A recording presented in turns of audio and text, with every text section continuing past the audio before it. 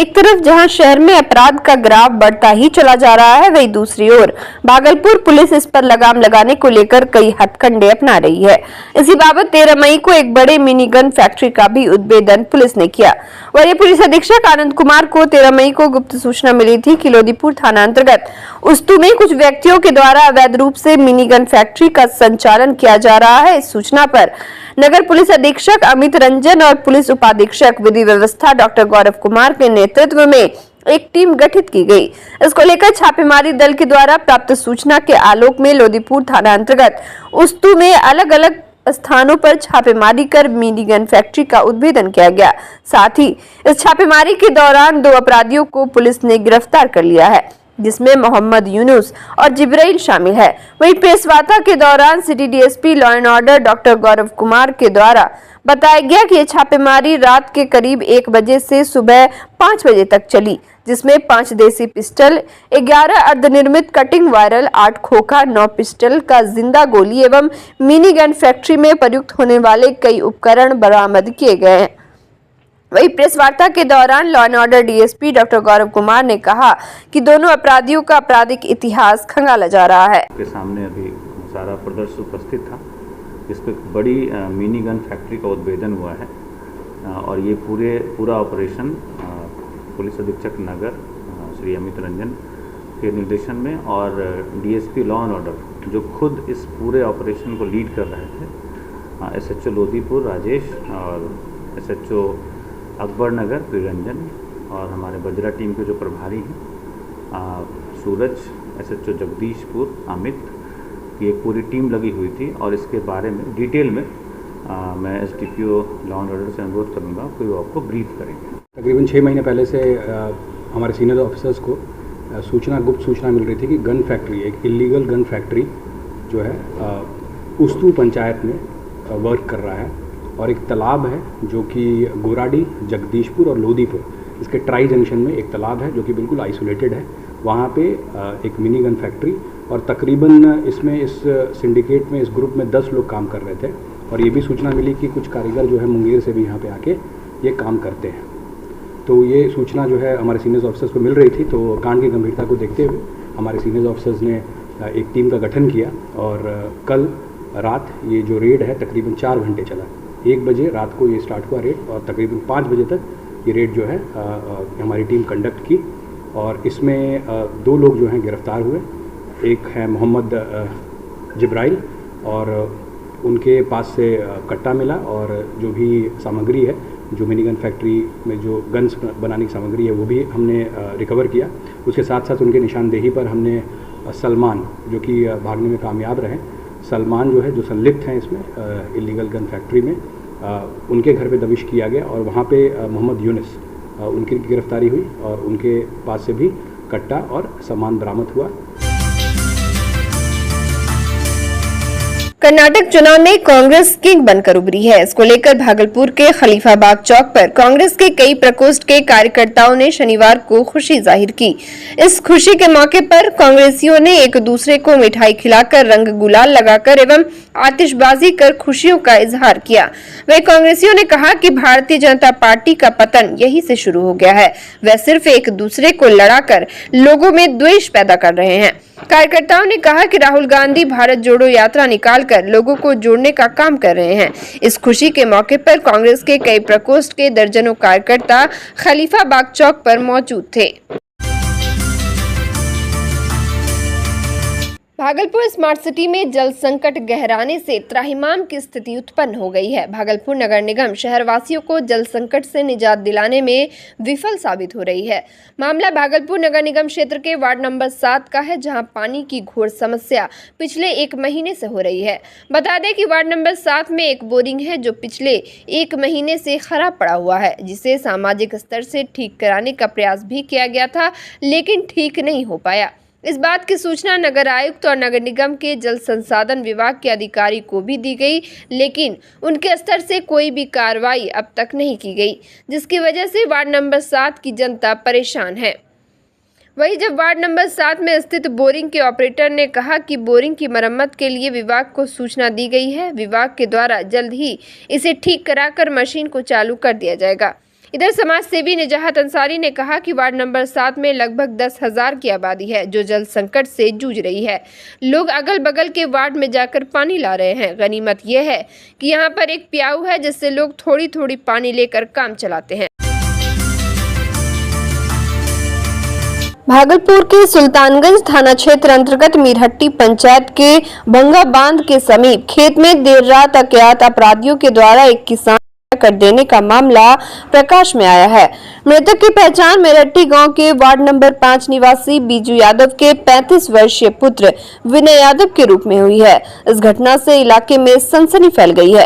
वही घटना को लेकर ग्रामीणों ने इसकी सूचना स्थानीय पुलिस प्रशासन को दी, जिसके बाद थानाध्यक्ष प्रियरंजन दलबल के साथ घटनास्थल पर पहुंचे और घटना की छानबीन में जुट गए। साथ ही शव को अपने कब्जे में लेकर पोस्टमार्टम के लिए भागलपुर मायागंज अस्पताल भेज दिया।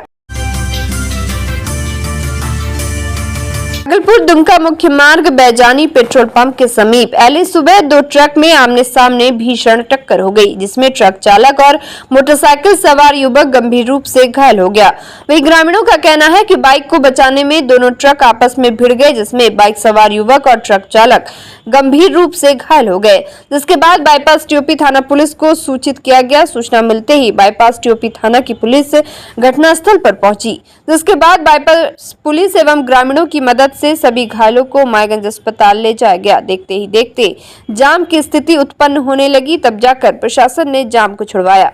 लेने के लिए दुर्गापुर जा रहा था तो एक गाड़ी श्रीवान के साइड से और एक जगदीशपुर के साइड से आ रहे थे। बीच से बाइक एक क्रॉस किया, उससे जो ट्रक चालक जो है अपना काबू खो दिया और दोनों आपस में टकरा गए। फिर हमने जो है देखा मतलब कि एक्सीडेंट के बाद हम तुरंत बाईपास थाना को संपर्क किए। उन्होंने फोर्स भेजकर हम पर काबू पा लिया और जो भी मतलब कि जिनका एक्सीडेंट हुआ था उसको हॉस्पिटल भेज दिया।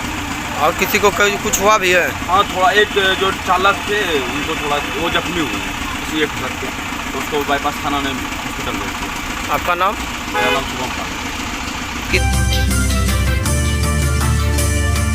जिला विधिक सेवा प्राधिकार के तत्वाधान में शनिवार को इस वर्ष के दूसरे राष्ट्रीय लोक अदालत का आयोजन न्यायालय परिसर भागलपुर में आयोजित किया गया। राष्ट्रीय लोक अदालत का विधिवत उद्घाटन भागलपुर के जिला एवं सत्र न्यायाधीश रुपेश देव, जिलाधिकारी सुब्रत कुमार सेन, वरीय पुलिस अधीक्षक आनंद कुमार, जिला विधिक सेवा प्राधिकार की सचिव ज्योति कुमारी के अलावे कई गणमान्य ने दीप प्रज्वलन कर किया। कार्यक्रम के दौरान मंच संचालन रमन कर्ण कर रहे थे।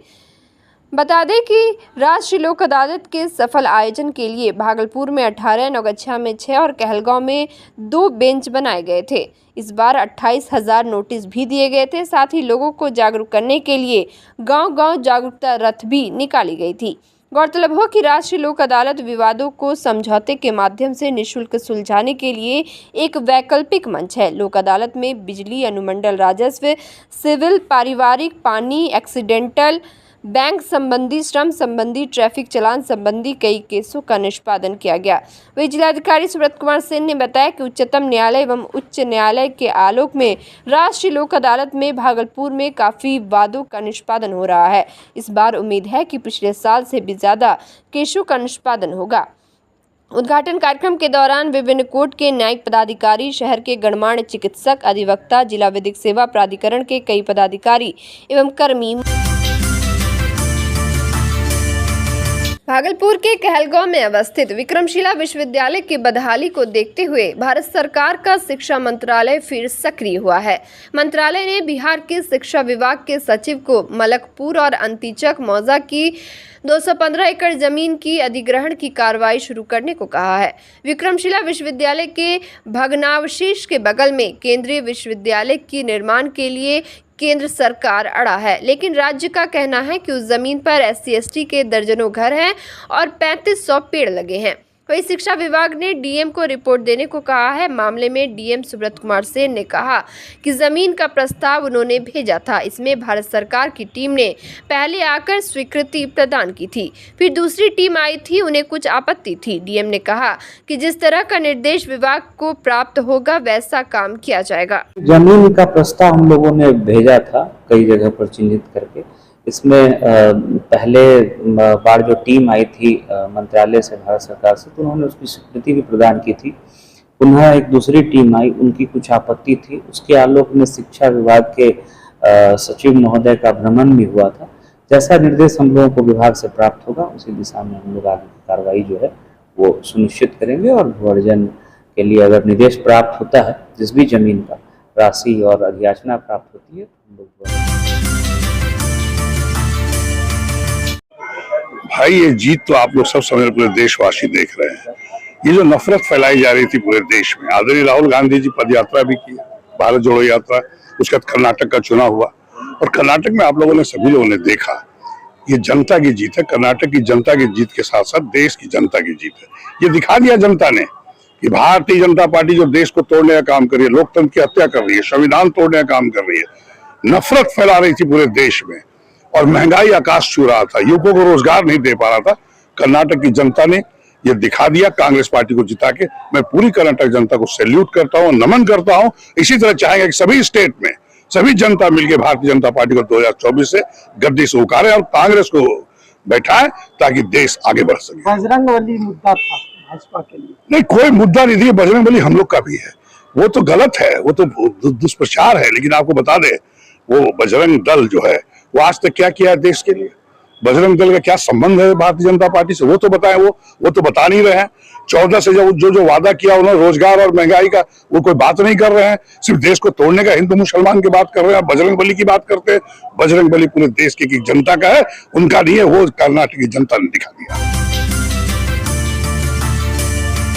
बांका बाराहाट थाना परिसर में भूमि विवादों के निपटारे को लेकर शनिवार को जनता दरबार का आयोजन किया गया, जिसकी अध्यक्षता बाराहाट सीओ राजेश कुमार एवं बाराहाट थाना अध्यक्ष सतीश कुमार द्वारा संयुक्त रूप से किया गया। इस दौरान थाना क्षेत्र के अलग अलग गांव से कुल 3 भूमि विवाद से जुड़े शिकायतों को लेकर शिकायतकर्ता मौके पर पहुंचे, जहां अधिकारियों ने दोनों पक्षों द्वारा पेश किए गए अपने अपने दावों से संबंधित कागजातों का गहनतापूर्वक अवलोकन किया गया, जिसके बाद दोनों पक्षों की सहमति से 2 मामलों को निष्पादित किया गया, जबकि 1 मामला लंबित रह गया। सीओ ने पुलिस अधिकारी को मामले में विपक्षी को अगले जनता दरबार में समुचित दस्तावेज के साथ उपस्थित होने के लिए नोटिस जारी करने के लिए निर्देशित किया।